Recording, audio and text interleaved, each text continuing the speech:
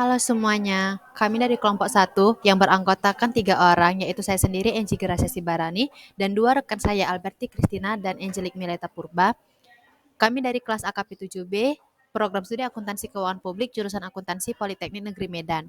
Pada kesempatan kali ini, kami akan membahas tentang adopsi FRS pada PSAK 74, dan video ini untuk memenuhi tugas mata kuliah audit internal yang diampu oleh Ibu Dr. Deliana.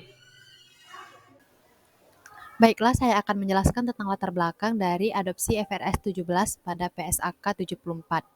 IFRS atau International Financial Reporting Standard ialah kontrak asuransi, adalah standar akuntansi yang diharapkan dapat diterapkan oleh entitas untuk periode pelaporan yang dimulai pada atau setelah 1 Januari tahun 2023. FRS 17 ini mengakibatkan entitas harus menerapkan pertimbangan signifikan ketika menentukan input, asumsi, dan teknik yang digunakan untuk menentukan CSM pada setiap periode pelaporan. PSAK 74 yang merupakan adopsi FRS 17 diratifikasi pada 26 November 2020 dan berlaku efektif mulai 1 Januari tahun 2025 di Indonesia. PSAK 74 mengatur tentang kontrak asuransi dan menawarkan 3 cara untuk mengukur nilai kontrak asuransi, yaitu Building Block Approach atau BBA, atau dikenal juga dengan General Measurance Model atau GMM.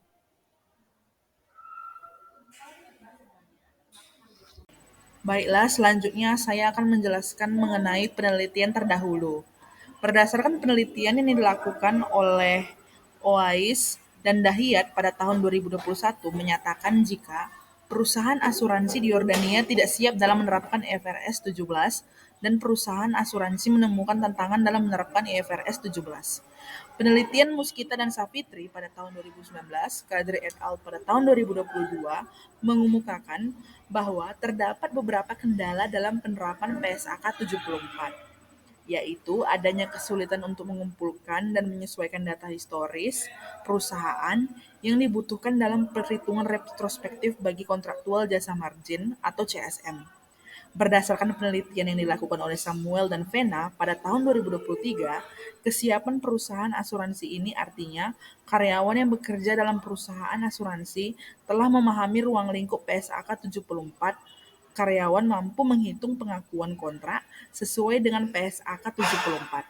Selain itu, perusahaan asuransi juga telah mempersiapkan infrastruktur teknis dan merancang pengendalian internal yang dapat mendukung penerapan PSAK 74. Baiklah, selanjutnya saya akan menjelaskan mengenai hasil penelitian. Konsep dasar yang diperkenalkan oleh IFRS 17 adalah margin layanan kontrak atau CSM. Ini mewakilkan laba diterima di muka yang diharapkan oleh entitas dari penyediaan jasa.